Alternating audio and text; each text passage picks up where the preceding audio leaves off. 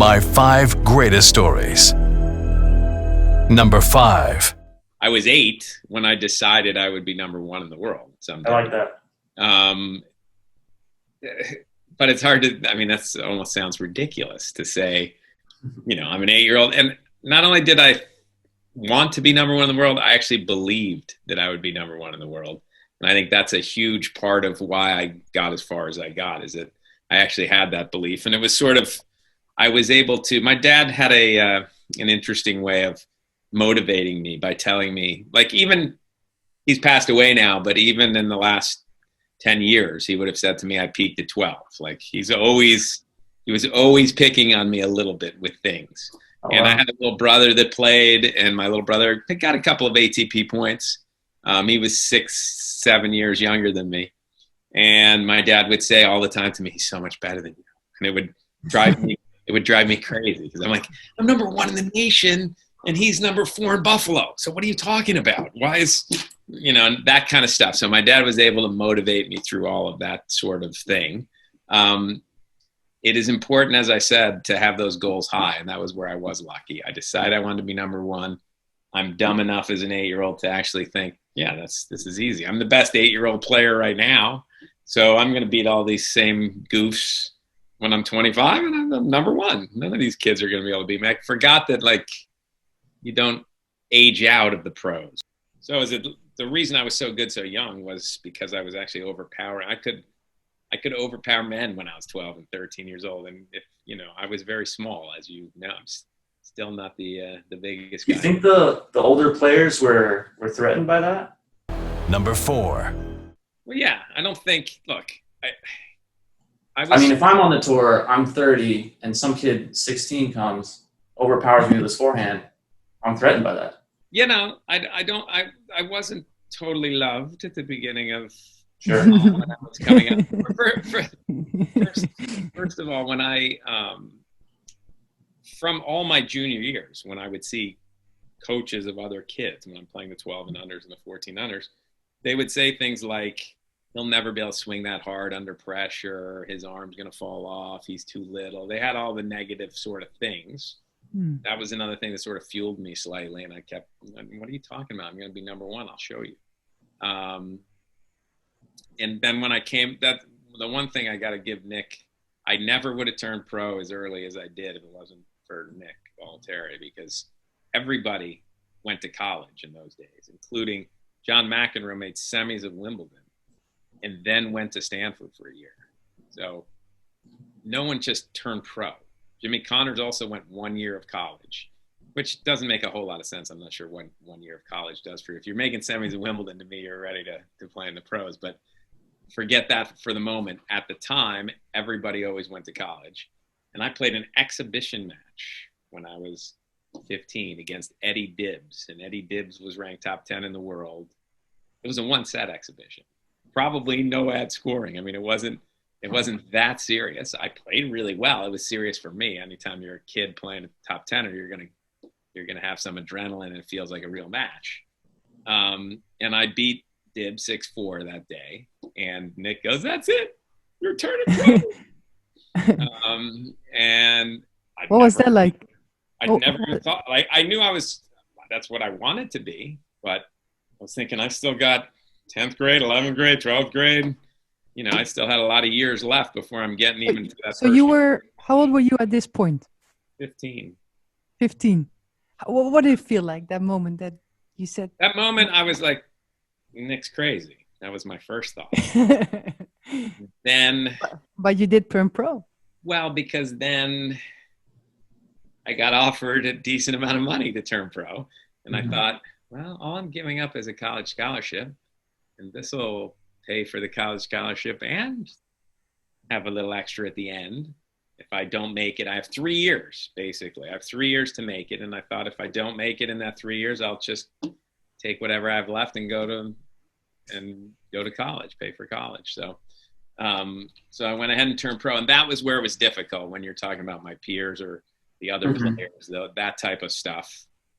It was ugly at the beginning, because I was sort of the first kid on the tour, and they were threatened. So my first pro tournament as a pro was in Virginia, and I could not get anyone to warm me up. Not one other player, because I didn't travel with the coach most of the time. I was traveling by myself, even at 15, 16, 17. Occasionally Nick would send me a coach, but they didn't really have, the academy wasn't as organized as it is today. So how do you warm up? What do you do about it? Well, so the one I remember, and I can't tell you exactly what the guy said, but it was an indoor tournament. This Virginia tournament was in February, so there was only one practice court, and I think only one match court, maybe two match courts and two practice courts. But it was not too many courts. It was in an arena, so they didn't have that many courts set up. So I was thinking, guys do want to hit, so maybe I'll get a hit. So the 4 guys on the hour before me are hitting, and I talk one of them into staying and warming me up for a minute. And he was reluctant, but he did. He hit a couple shots.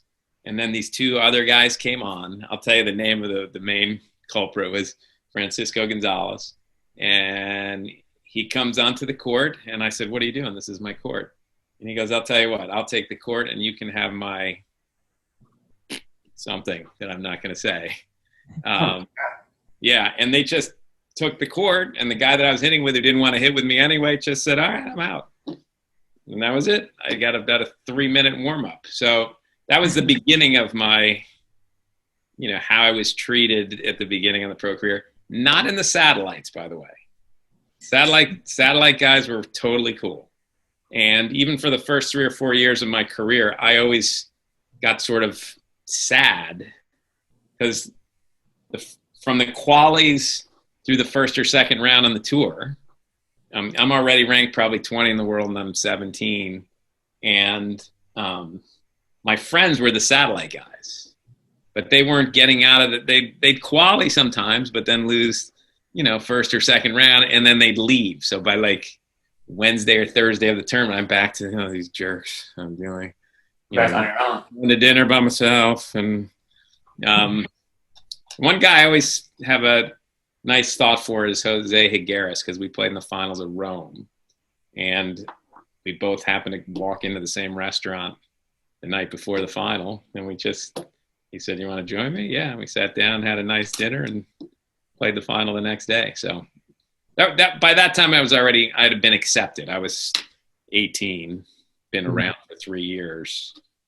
I'm not a terrible guy, so in general they were they started realizing this kid's not that bad.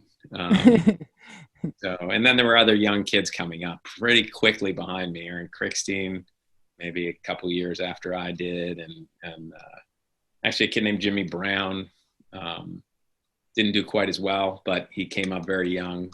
So it just became normal, and now it's not normal anymore. I think it's impossible now for kids with the way the game has gone and how strong everyone is and how big they're hitting the ball. I don't think a 15-year-old can do what I did. So when you were reading those youngest ever things, I guess it's going to be a tough one to break, I think. I think it's my youngest ever sort of thing. So I never thought about it, but yeah, that might be the case. Number 3. Later on, you started working with ESPN as a correspondent, infield interviewer. Yeah. To know if you have any stories that stick out about that time. So when I did ESPN International, I was just calling matches. I was just the analyst for tournament matches, and I did that for probably 5, 8, 10 years before I did any other TV that people in the U.S. would have seen. So now I'm starting to get some ESPN things, but it's mostly in the studio calling a match from a European event. Paris indoors, Masters 1000 there, that kind of stuff that was on ESPN. So then it's the end of the year. I've never done an interview of any kind. I've never had to do any of that stuff. And Chris Evert has her pro celebrity event in December, and it has, they have me commentated. It's on ESPN, and ESPN has me commentating. I didn't know that I was going to go down and do an interview. And after the match was Chris Evert and George H.W. Bush against Chevy Chase, and can't remember who the other pro was. Chris and George won. because Chevy, everyone was tanking to let the ex-president win. Was it Michael Chang, maybe? I just can't remember. I just can't remember who, which is kind of sad that I was more in tune to the celebrities than the tennis players. But so I get the producer in my ear after the match ends, and he goes, "Jimmy, run down there, and I want you to interview President Bush." And I'm immediately like a ghost. A, I didn't know it was going to happen. B, my first interview ever. I'm a tennis guy, and I'm interviewing President Bush. So I run down, but I have to go. I'm so freaked out. I have to go to the bathroom. So I run into the bathroom, and Bud Collins is there. And Bud Collins sees me and says, "Jimmy, what's wrong?" Like, obviously I had a complete fear on my face. And I go, "I've never done an interview, and I got to go to interview George Bush. I'm a tennis guy. I don't know what to do." And he said, "Just remember, it's keep your questions short, and it's not about you. It's about who you're interviewing. So just remember those two things, you'll be fine." So I actually was proud of myself, because my question to him, my first question was, because I can't help myself anyway, I'm a smart aleck to begin with. So it's just one of those things. And I'd seen that every year that he played, which was 10 years in a row, he never lost in that event, because everyone's tanking to him. I can see that everybody's tanking to him. So my first question to him was, you've been coming here for 10 years and you've never lost a set. What is it about your game that gives these guys so much trouble? and so it ended up going fine, and it went well. But that was another TV story that sort of, I don't know, that was a scary moment for me. That's nuts, man. Former president? Yeah, for the first interview ever, too. That was the thing. Like, had I been doing some interviews, I would have been fine. But that was the first one. Number 2. I was wondering what it was like to work with Lendl. If you have any stories about Lendl? Well, I have stories. One, I'll give you a couple stories. One was that we played one time in the semifinals of Canada, the Masters 1000 in Canada. And I won.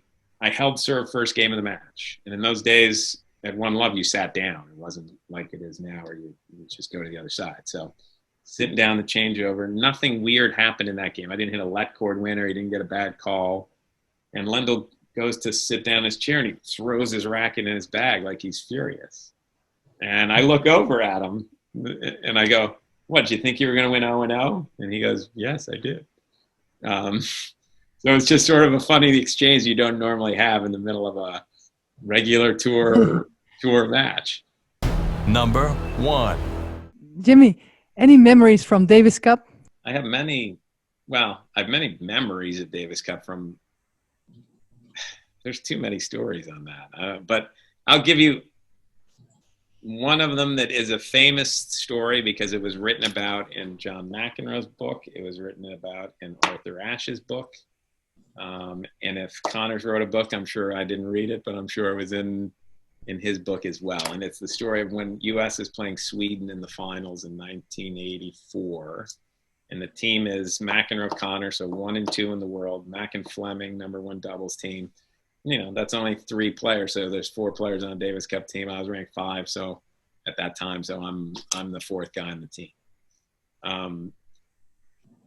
The problem was in Sweden, Aaron Krickstein was the practice partner, but he had a stress fracture in his foot. They just wanted him to go there to see Davis Cup and get a feel because they knew they felt as though he's going to be playing Davis Cup pretty soon.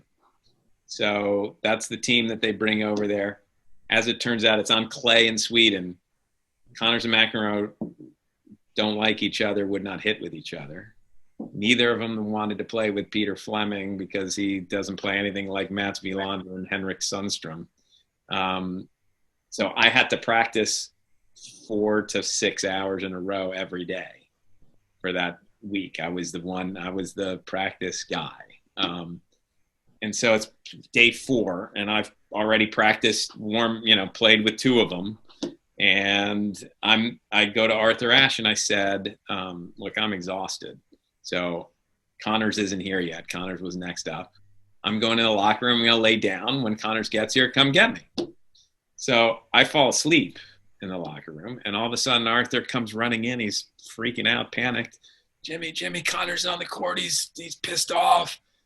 Come on. And I remember thinking, we're running to the court, and I remember thinking, didn't you just say Jimmy's laying down and I'll go get him? I didn't understand exactly what had happened, but we get to the court, and in the clay, Jimmy Connors has written F-U, but, completely spelled out. It's not just F-U.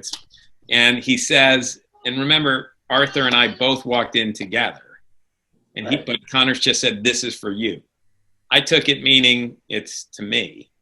Mm-hmm. Arthur in his book said Arthur felt like he said it to him. So I guess we'd have to ask Connors who he meant it for, but we both felt like it was on me. I tried to blow it off at first and I knew he'd been playing cards with Crickstein the whole morning. So I just said, how'd the card game go?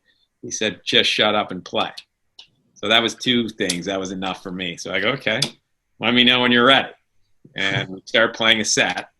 And I've never played a set that was that intense in my life. After every point, 15 love to 15 all, there was a FU, it was incredible. We went after each other after every point. I ended up winning 7-5. So I'm always going to remember that sort of set. That was awesome. So that was that story.